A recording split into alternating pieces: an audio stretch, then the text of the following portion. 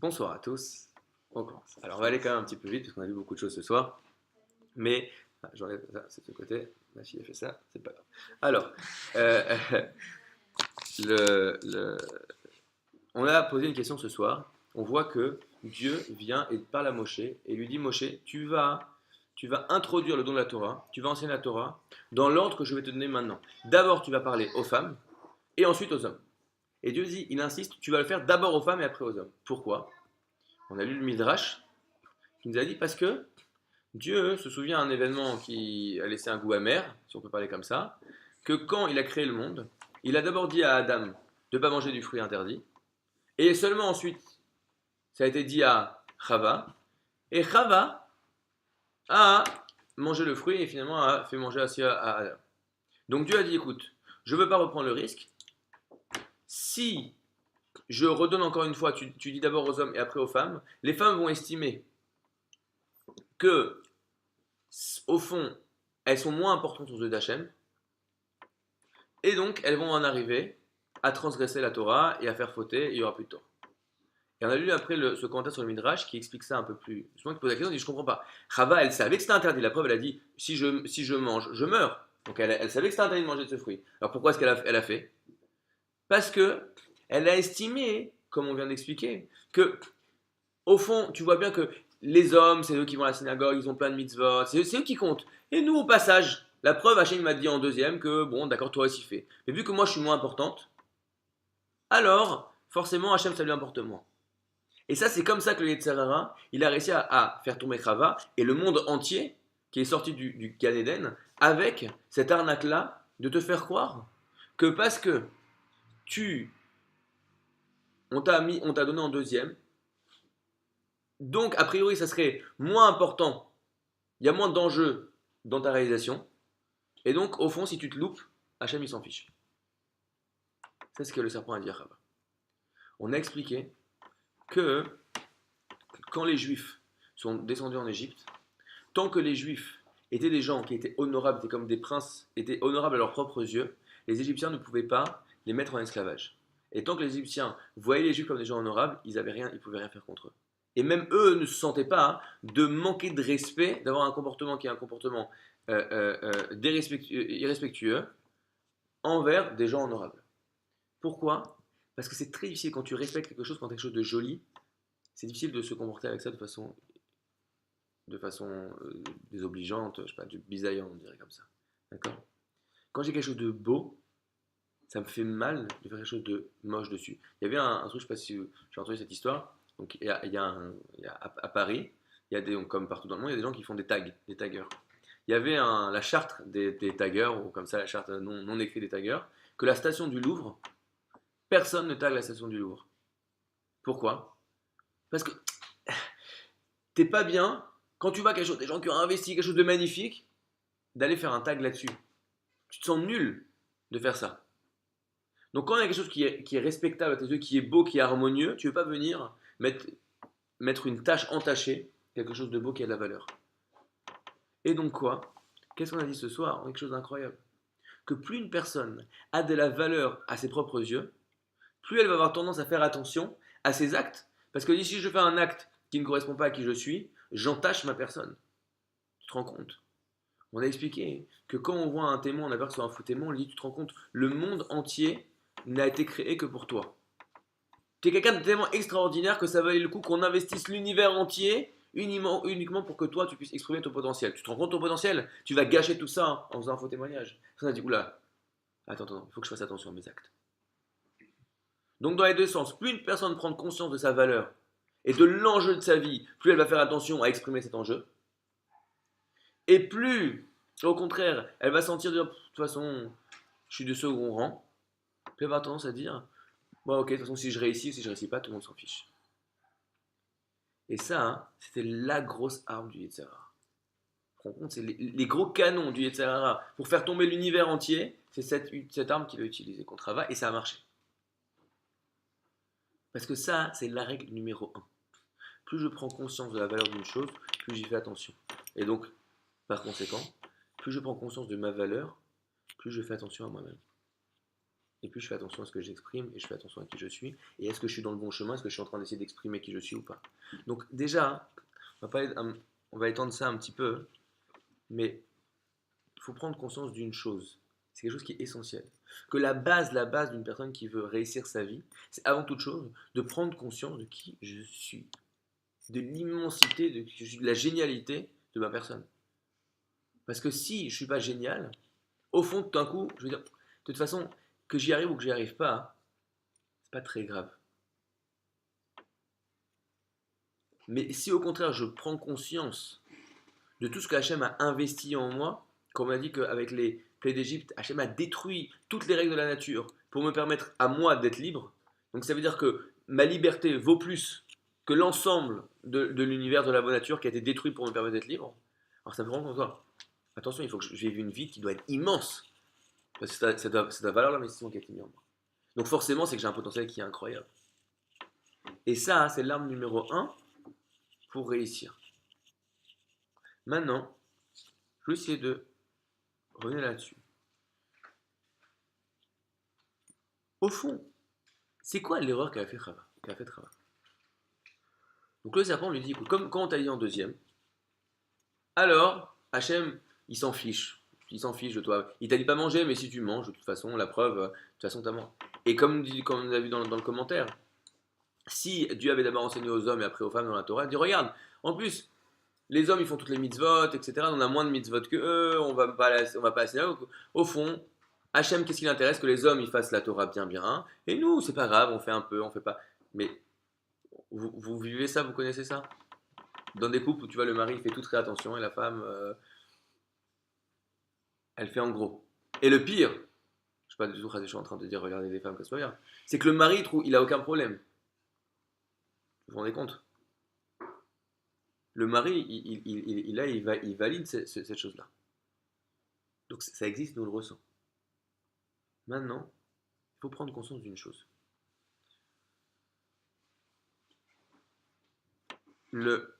Un jour, mon rave, quand il m'a dit une partie de cette approche, il m'a dit la chose suivante. Il m'a dit, écoute, je vais donner des noms, peut-être pour que ça ne va pas à tout le monde, mais je vais donner les sous-titres. Il m'a dit, dis-moi, qui est plus grand, toi ou moi?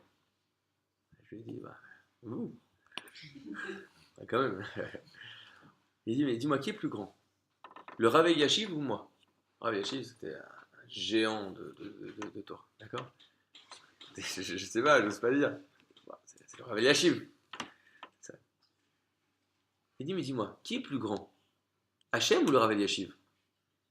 Vous connaissez, c'est Superman, il est plus grand que Spider-Woman, et non, les enfants qui disputent. Donc, le ma fille, un jour, elle a découvert ce concept qu'on pouvait faire la guerre des papas. Une fois, on était faire du vélo avec un ami, et après, elle avait genre 3 ans, elle fait papa, moi, plus vite, papa, toi.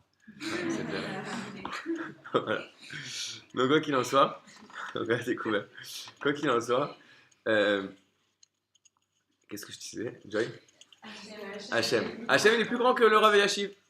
Il dit, dis-moi, aux yeux d'Hachem, est-ce qu'il y a vraiment une différence entre le Rav Yashiv, toi et moi? On est tous infiniment de l'infiniment petit. Donc, qu'est-ce que ça veut dire de dire que Rav Yashiv, c'est plus important ce qu'il fait? Nous, on a une vision quoi? On a une vision comme à l'armée.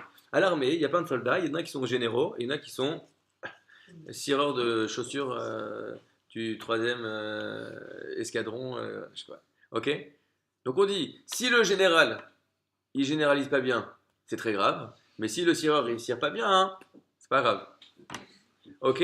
Donc il y a des gens qui sont des gens clés. Plus tu montes dans la hiérarchie, plus chaque individu est important. Et l'enjeu de savoir s'il fait bien son travail est très important. Et plus tu descends, au fond, il réussit pas bien. De toute façon, bah, on lui a donné un job, mais on s'en fiche. Sauf que quoi? Dans l'armée d'Hachem, dans nos vies, c'est pas vrai ça. Pourquoi? Parce qu'il faut comprendre une chose. Que Hachem a créé chaque individu avec l'ensemble de l'univers des capacités pour exploiter son potentiel. Et l'enjeu de la vie de chaque personne, c'est d'arriver à exploiter à 100% le potentiel qui est le sien. Comme il disait Rabbi Israël Hunter, il disait quand je vais arriver à 120 ans, si on me demande pourquoi je n'ai pas été Moshe Rabbeinu, parce que je n'étais pas Moshe Rabbeinu. Comme moi, si on le traduit, si moi à 120 ans, on me demande pourquoi tu n'as pas été Baba Saleh, Alors, écoutez, j'ai toujours les gens qui connaissent l'exemple, mais je prends toujours le même. Baba Salé, à 6 ans, il se réveillait à minuit pour aller pleurer sur les sons du temple avec son père. Moi, à 6 ans, je me réveillais pour aller manger du chocolat. On n'a pas eu la même éducation, on n'est pas dans la même famille. Ça n'a aucun sens de me comparer, moi, avec lui. D'accord? Maintenant, si à 120 ans, on me demande pourquoi j'ai pas été le meilleur moi-même possible, qu'est-ce que j'ai comme excuse? J'ai aucune excuse de, pas avoir, de ne pas avoir réussi à exploiter mes potentiels. L'enjeu de la vie d'une personne, c'est d'arriver à exploiter ses potentiels. À tel point que il y a écrit Yekara mi peninim. Il y a écrit que la Torah, elle est plus chère, plus importante que les perles. Qu'est-ce que ça veut dire? Ils apprennent de là nos sages. De quelles perles on parle? On parle excuse-moi, pas des perles, oui, des perles, des pierres précieuses. On parle, ils disent nos sages, que une personne qui serait la personne la plus basse imaginable, mais qui aurait réussi à exploiter son potentiel, qui étudierait la Torah, on lui donne plus d'importance que le Kohen Gadol, que le grand prêtre. Pourquoi? Parce que qu'est-ce qu'on essaie de regarder? Lui, il était un Kohen, lui, il n'était pas un Kohen. Lui, il est le plus nul des nuls.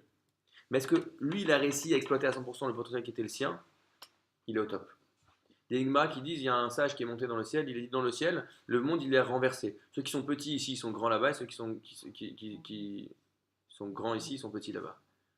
C'est-à-dire, c'est pas dire qu'ici il faut être un nul et que comme ça, dans le futur, tu vas être un mec génial. C'est ça que ça veut dire. C'est-à-dire que ce que nous on appelle être quelqu'un de grand et quelqu'un de petit, ici, ça n'a absolument aucune valeur et c'est pas ça qui va dans le monde de vérité. Pourquoi? Parce que comment est-ce qu'on juge? On nous a appris. Enfin, je donne un exemple. On dit ouais, c'était génial, la soirée, on a fait une conférence. Quelle est la première question que tout le monde pose? Il y avait combien de personnes? Il y avait combien de personnes? S'il y a une bonne conférence, c'est qu'il y a du monde. Non, c'est une bonne conférence, c'est parce qu'on vraiment j'ai senti qu'on a bien réfléchi, etc. Non, on veut du chiffre. Ah, il a bien réussi, ouais, combien il gagne? Ok?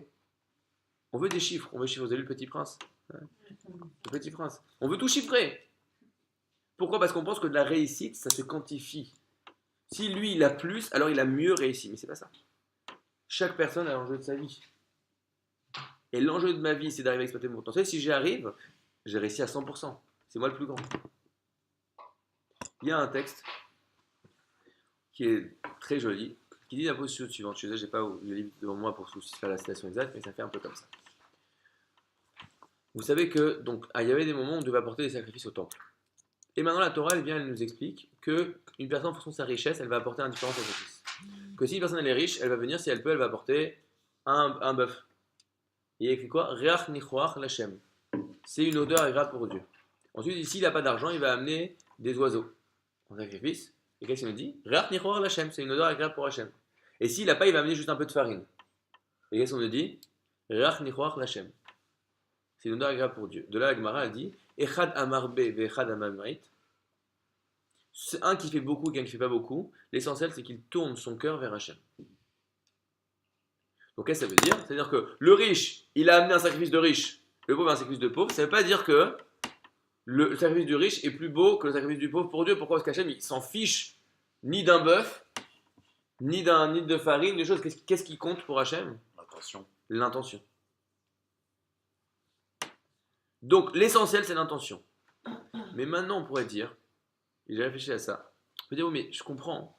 Parce que, forcément, dans ce qui est le matériel, à Hachem et l'or et à Hachem et l'argent. C'est quoi?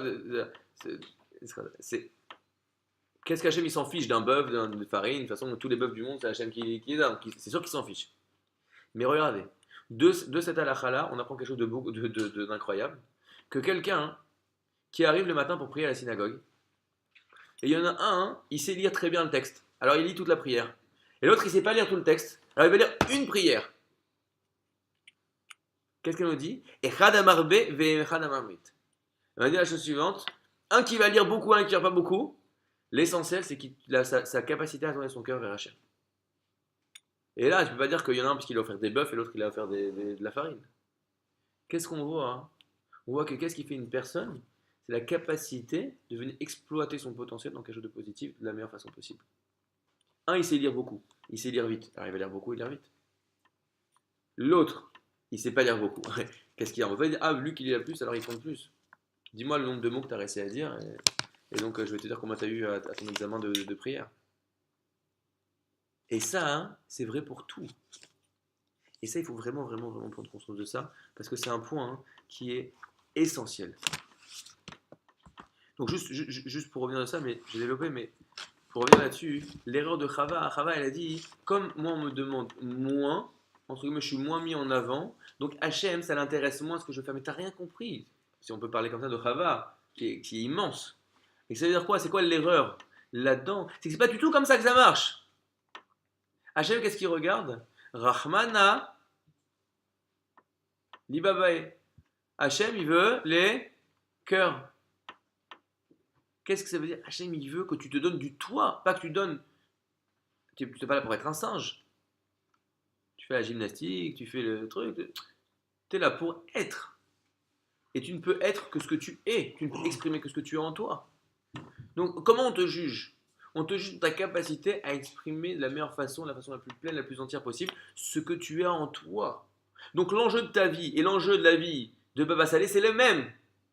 Sauf que le résultat de la vie de Baba Salé, ça va être des miracles, des tfilotes, de la Torah. Et toi, l'enjeu de ta vie, ça va être peut-être des sourires dans la rue. Je suis pas en train de dire, et ça je vais quand même faire de son. Toute personne, il y a le minimum qui s'appelle la halacha. Il y a une personne qui n'est pas capable, qui n'a pas reçu les forces pour arriver à faire ce que Hachem lui a demandé. Parce qu'on fait une bracha tous les matins, on dit Baruch ata Hachem, Elokeinu melech haolam, she'asa kol tzorki. Merci Dieu qui m'a fait tous les besoins dont j'ai. C'est-à-dire j'ai tous les éléments pour faire ce dont je suis capable. Mais là-dedans, je suis pas en train de dire oui mais lui regarde, c'est un grand rabbin, lui c'est quoi ces trucs-là? C'est quoi ça? Comment je peux juger une personne? Vous savez, il y a une halakha, je viens de penser, c'est l'occasion. Il y a une halakha qui pose la question suivante. Imaginons, il y a un méchant, il arrive avec un pistolet, et il te dit, je vous fais au téléspectateur, vous là, monsieur qui nous regardez, je te tue, ou alors tu vas tuer l'autre. Alors t'as mis, il dit, mais...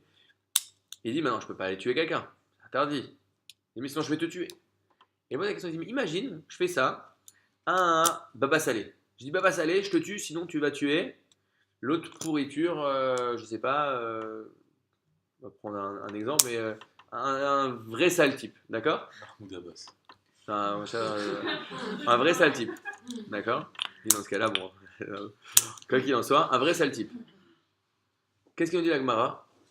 Tu fais rien, tu lui fais du kung-fu pour qu'il te tue pas, tu fais ce que tu peux, mais tu peux pas aller tuer quelqu'un d'autre. Pourquoi? Tu ne sais pas lequel de deux a le sang le plus rouge. Tu sais pas lequel vaut plus. Entre Baba Salé et le voleur, tu sais pas lequel vaut plus. Ah, comment ça se fait? C'est Baba Salé, lui, c'est un sale type. Parce que Baba Salé, il est né avec un enjeu d'être Baba Salé, et l'autre, il est né avec un enjeu qui est autre. Tu sais pas c'est quoi les difficultés de chacun. Tu sais pas c'est quoi l'univers de chacun. La question c'est ça, c'est savoir c'est quoi mon univers à moi, c'est quoi mon potentiel à moi. Mais quoi? En même temps de ça, hein, le chemin c'est quoi? C'est de prendre conscience. Pas dire ah regarde c'est génial, super, Libabae, on sait même plus, on ne cite pas bien la phrase, baba, ok, Hachem il veut le cœur, donc de toute façon, moi je fais ce que je peux, mais Hachem c'est bien, regarde, j'ai fait ce que je peux. Non, Hachem il se laisse pas arnaquer. Il sait très bien ce dont tu es capable. Et je vais te juger, dur, hein, je vais te juger selon tes possibilités à toi, mais je sais exactement ce dont tu es capable. Je sais à 100% ce dont tu es capable. Tu arrives à 90%, on va faire les comptes, mon copain. Je ne veux pas te comparer avec l'autre. Je ne compare pas avec l'autre. Quand je peux te comparer avec l'autre? Mais avec toi-même, je vais te montrer le toi que tu aurais pu être. Et tu sais quoi? Tu vas avoir vachement honte. Vous savez, c'est quoi l'enfer? L'enfer, c'est quand on te montre un film de toi-même en positif et tu dois te regarder. Et là, tu te sens vachement nul. Surtout que le film, il est vachement long. D'accord? Il est en allemand. Tu comprends pas. Non. C'est un film français, horrible. Quoi qu'il en soit, l'idée est la suivante. Tu ne peux te juger que par rapport à toi-même. Donc l'enjeu de ta vie, il est exactement l'enjeu de la vie de lui. On a tous le même enjeu. Exploiter au maximum nos potentiels. Et ça, c'est l'arme numéro 1 du Yetzer Hara. Qu'est-ce qui fait qu'on se plante dans nos vies, qu'on n'arrive pas à exploiter ce potentiel? Parce qu'on se dit, mais de toute façon, que ça change. Non, mais tu te rends compte qui tu es? Est-ce que tu sais ce que tu peux faire dans la vie? Est-ce que tu sais ce que tu peux faire dans la vie? Tu vois, il y a des gens, ils arrivent, vous savez, il y a écrit il vaut mieux aller dans un cimetière que dans une bête à micheter dans une fête. Pourquoi? Je vous l'assure, j'étais dans des endroits, et malheureusement, on a un monde, la famille assez éloignée qui est décédée. Mais je vous dis, j'attends tous les ans, j'attends qu'on dit le Zeit, la Sgir, l'Askara. Un mot en français peut-être, l'année. J'attends l'année. D'accord. L'année de. Pourquoi? Parce qu'on va reparler de ce que ce monsieur a fait. Monsieur simple, rien de spécial. Tu vois, il raconte des histoires. Je me suis dit, mais comment je suis un nul. Ce monsieur, il était là, il y a son frère qui a raconté. Ils avaient un magasin. Vous connaissez, je peux raconter l'histoire de sa vie, hein. C'est un magasin de chocolat Damiel à Sarcelles. D'accord. Son frère a raconté que ça les énervait parce que dès qu'il y avait un client, il lui parlait, il s'intéressait à lui, etc. Et, tout. Et il disait, mais attends, il faut travailler. Bon, c'était le patron, mais quand même, il dit, il faut travailler. Et il était là, il parlait avec les gens, il s'intéressait. Bon, et il racontait donc son frère, il disait qu'un jour, ils ont vu ils voient un monsieur, il dit, ah, je vous reconnais, vous n'êtes pas le frère de Richard? Il dit, bah si, comment il dit, vous savez que votre frère, il m'a sauvé la vie. Et ben, une fois, je suis venu au magasin, et j'avais une période horrible dans ma vie. Ma femme et mes enfants ne m'adressaient plus la parole. Je sais pas ce qui s'est passé avec ce monsieur. Je rentrais chez moi le soir, personne ne me parlait. Bonjour, personne ne me parle. Je suis transparent. J'étais au degré zéro. Qu'est-ce qu'il a fait? Il a vu que j'étais pas bien. Toutes les semaines, on allait passer 2 heures et je parlais avec lui au café. Il m'a pris, on allait passer 2 heures avec lui. Je vous assure, j'allais tout laisser tomber. Voilà. Et il m'a sauvé la vie. Tu vois des gens comme ça. Ce monsieur, il est simple, il passait sa vie comme ça, rien et tout. Et tu arrives au moment après, quand tu fais les shivas, il dit, ah, mais moi, il m'a payé mon mariage. Ah, mais moi aussi, il m'a payé mon mariage. Il y a un cousin, il dit quoi? Quand il y a eu la guerre de Kippour, il ne connaissait pas, il avait des trucs en France, il a tout laissé tomber, il connaissait un cousin éloigné, il dit coucou, coucou, il avait un kibbutz, ce cousin éloigné. On m'a dit que sûrement tous les hommes sont partis au front, donc il y a personne pour travailler les champs. Je suis venu, il est passé 6 mois à travailler les champs chez eux. Tu dis, écoute, c'est qui ce bonhomme? C'est un Superman. Comment il a fait tout ça dans sa vie? Et ça s'arrête pas, ça s'arrête pas. Et tu dis, voilà, voilà. Mais tu vois, c'est pas qu'il a fait des grandes choses, c'est qu'il a fait des bonnes choses. Tu dis, monsieur, Hachem, il va lui dire, bravo. Il va faire un gros câlin quand il est monté là-haut. Mais quoi? Mais c'est ça la vie d'une personne. Mais quand tu te rends compte, tu dis, mais si tu te rends compte que je pourrais faire ça de ma vie, tu peux faire ça de ma vie. Tu vois, le Shaliach Chabad de Paris qui est décédé il y a un an, le Rav Azimov, Natsal, tu vois, sa vie, il a créé des écoles, il a sauvé, il a rattaché à la tradition juive des milliers d'enfants. Mais comment personne ne peut faire des trucs comme ça? Parce qu'il s'est bougé. Mais là, encore une fois, je vous dis des chiffres. Lui, il a fait des grandes choses, mais des petites choses et tu sais pas. Chaque personne en lui a un potentiel qui est énorme. Il ajoute des choses qu'ils ont apportées aux autres, etc. Mais même à soi-même. Tout ce qu'il avait de bon, il a pu le sortir. Ça s'appelle un tzaddik. Un tzaddik, c'est quelqu'un qui est capable d'exprimer 100% de lui-même dans le bien. Et 100% de lui au mieux. Mais quoi? Pour ça, la première chose, c'est de prendre conscience de qui je suis. Parce que si je ne prends pas conscience, toujours, je vais être en deçà de ce que je peux être, parce que je n'ai pas conscience de ce que je peux être. Et même, ce que j'ai un peu conscience, de toute façon, je dis, de toute façon, c'est tellement pas important, je suis tellement un naze, que ça ne change pas. Donc le devoir de la semaine, les amis, c'est de se regarder dans le miroir, et de dire, ah, waouh, très très beau, et de se dire, attends, mais tout ce que j'ai en moi, tout ce que je peux faire, toutes les énergies, c'est quoi l'enjeu de ma vie? Comment je pourrais... Incroyable, tu sais, si j'y allais à fond, regarde tout ce que je pourrais faire, comment je pourrais être un mec génial. Et une fois que tu as ça, crois-moi que tu ne parles pas de la même manière aux gens, que tu ne vas pas de la même façon au boulot, etc. Parce que quand tu sais que tu as un trésor entre les mains, tu veux le garder, tu veux l'exploiter au maximum.